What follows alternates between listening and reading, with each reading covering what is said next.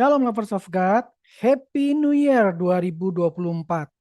Mari kita masuki tahun 2024 ini, kita lebih lagi mempercayai Tuhan Yesus dalam segala aspek kehidupan kita. Minggu ini kita akan bahas topik dengan judul Iman versus Realita.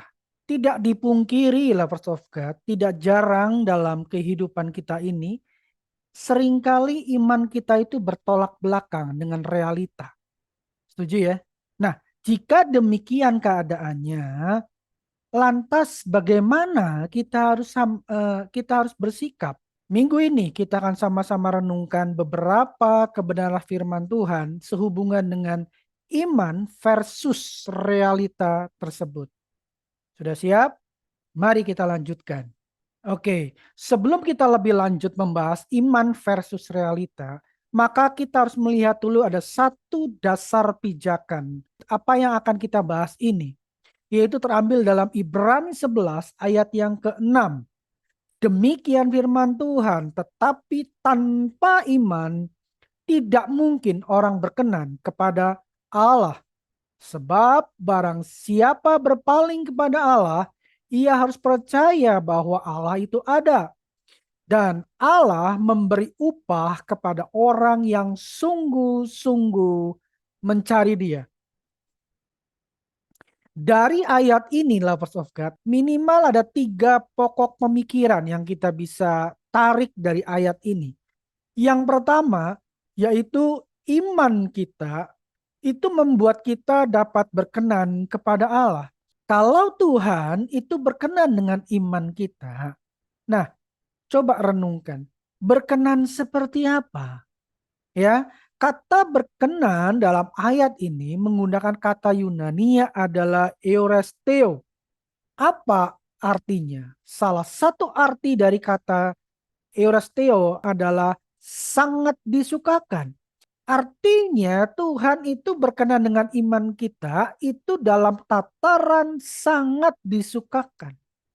Contoh, kita suka makan bakmi, ya kan? Nah, kalau orang itu hanya sekedar suka, ya udah, nggak ada bakmi pun nggak apa-apa. Tapi ada orang yang sangat suka dengan bakmi, sehingga dengar kata bakmi saja itu sudah membangkitkan selera makannya, sudah mengeluarkan air liurnya, sudah aduh kayaknya enak banget itu ya. Nah, Tuhan kita itu dalam berkenan dengan iman kita tuh sampai di tataran itulah persaudara. Tuhan itu sangat suka dengan iman kita. Iman diperlukan agar kita tetap percaya bahwa Allah itu ada. Kenapa? Karena seringkali realita yang kita hadapi itu bertolak belakang, berlawanan dengan iman kita. Sehingga tidak jarang iman kita menjadi rontok dan bahkan mungkin bisa menimbulkan pertanyaan dalam benak kita. Apakah Tuhan itu ada? Betul ya? Nah, karena itulah kita membutuhkan iman yang kadar kualitasnya itu bisa masuk dalam kadar kualitas di mana Allah sangat suka melihat iman kita.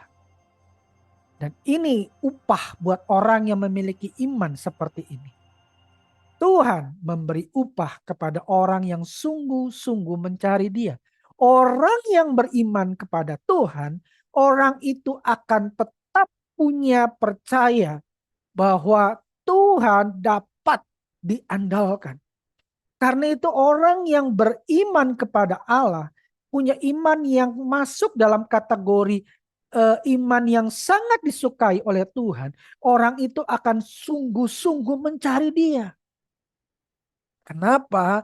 Karena orang yang seperti ini dia hanya berkata, Tuhan, hanya Engkau yang bisa tolong saya. Lalu apa sih itu iman? Apa sih iman itu? Ya kan? Nah, Ibrani 11 ayat yang pertama itu menjelaskan demikian. Iman adalah dasar dari segala sesuatu yang kita harapkan. Dan bukti dari segala sesuatu yang tidak kita lihat. Artinya begini, ketika kita berdoa, ketika kita punya pengharapan, ketika kita mengharapkan pertolongan Tuhan, mari dasarkan itu dengan iman kita. Ya, terus apalagi? Iman adalah bukti dari segala sesuatu yang tidak kita lihat. Artinya begini, dengan iman, lewat iman, kita sudah bisa mendapatkan jawaban bahwa kita dapat ditolong Tuhan. Amin.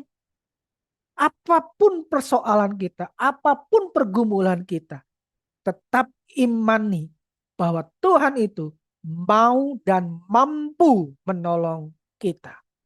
Amin. Amin. Lovers of God. Jadi boleh disimpulkan demikian, iman itu adalah suatu sikap hati yang lebih dari sekedar percaya. Mungkin kita berkata, ya aku percaya Tuhan dapat tolong kita. Problemnya adalah apakah rasa percaya kita itu betul-betul percaya atau kita mudah diombang-ambingkan rasa percaya kita.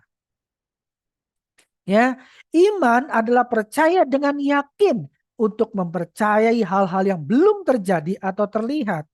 Karena apa? Karena mendengar firman Allah. Ya. Kemudian apa? Tetap percaya sekalipun situasinya tidak memungkinkan untuk percaya. Dengan kata lain, kenyataan yang kita hadapi, kenyataan yang kita lihat itu bertolak belakang versus dengan apa yang kita harapkan, apa yang kita imani. Seringkali seperti itu, tetapi dalam keadaan seperti ini kita dapat berkata, I still trust in God. Ya, dengan demikian Tuhan sangat disukakan dengan iman kita seperti itu. Sekarang pertanyaan berikutnya adalah dari mana iman itu muncul? Iya kan? Roma 10 ayat 17 berkata demikian. Jadi iman timbul dari pendengaran dan pendengaran oleh firman Kristus. Nah, kata firman Kristus, kata firman itu kata Yunaninya adalah rema. Artinya begini, lovers of God. Iman itu timbul dari rema akan firman Tuhan. Jadi bukan seperti maaf kata, kita sekedar ambil Alkitab, kita buka, kita cari ayatnya yang menurut kita itu mengenakan kita. Bukan. Iman itu timbul dengan rema. Apa kata firman Tuhan? Mungkin ketika kita dalam suatu pergumulan, ketika kita dalam berdoa, kita sedang menjerit, Tuhan tolong saya. Tahu-tahu Tuhan ingatkan, Roh Kudus ingatkan satu ayat firman Tuhan. Tuhan kita, Yesus itu tetap sama dulu, sekarang, dan selamanya. Yesus itu adalah Allah Immanuel. Nah, ketika kita dapatkan itu, lalu kita timbul rasa percaya kita. Itulah iman. Dan ketika kita dapatkan itu, please tetap berdiri di atasnya. Kenapa? Karena itu yang akan membuat kita mendapatkan jawaban dari apa yang kita gumulkan. Lalu, apa sikap kita ketika realita itu bertolak belakang dengan iman kita? Ada beberapa sikap yang harus kita lakukan ketika realita itu berlawanan, bertolak belakang dengan iman kita. Yang pertama, sikap kita yaitu hadapi. Jangan lari atau menyerah. Ya, ketika iman kita berlawanan dengan realita kita, kita jangan menyerah. Lalu kita bilang, sudahlah, memang Tuhan nggak bisa tolong saya. Memang saya orang ini, saya memang terlahir sebagai orang yang selalu gagal. Saya terlahir memang sebagai orang yang layak untuk alami hal-hal yang tidak baik. No, jangan lovers of God. Ketika Anda sedang hadapi realita yang bertolak belakang dengan iman percaya Anda, hadapi. Jangan lari atau menyerah. Filipi 4 ayat 12-13 berkata, apa itu kekurangan dan aku tahu apa itu kelimpahan. Dalam segala hal dan dalam segala perkara, tidak ada yang merupakan rahasia bagiku, baik dalam hal kenyang maupun dalam hal kelaparan, baik dalam kelimpahan maupun dalam hal kekurangan. Segala perkara dapat kutanggung di dalam Dia yang memberi kekuatan kepadaku. Lovers of God, Rasul Paulus berkata demikian. Kenapa? Karena Paulus menghadapi ketika dalam pelayanannya dia mengharapkan sesuatu tetapi kenyataannya bertolak belakang. Makanya Paulus dapat berkata segala perkara dapat kutanggung di dalam Dia. Segala perkara Paulus dapat menanggungnya di dalam Tuhan Yesus. Demikian pula dengan kita. Mari hadapi, jangan lari atau menyerah. Hadapi bersama Tuhan yang adalah Allah Immanuel yang selalu berserta dengan kita. Sikap yang kedua, tetap percayai Tuhan dengan sepenuh hati. Percayalah kepada Tuhan dengan segenap hatimu. Amsal 3 ayat 5 berkata. Ya, dan janganlah bersandar kepada pengertianmu sendiri. Akuilah Dia dalam segala lakumu, maka Ia akan meluruskan jalanmu. Ketika kita hadapi realita yang bertolak belakang dengan iman kita, please sikapi dengan sikap yang kedua, yaitu percayai Tuhan dengan sepenuh hati.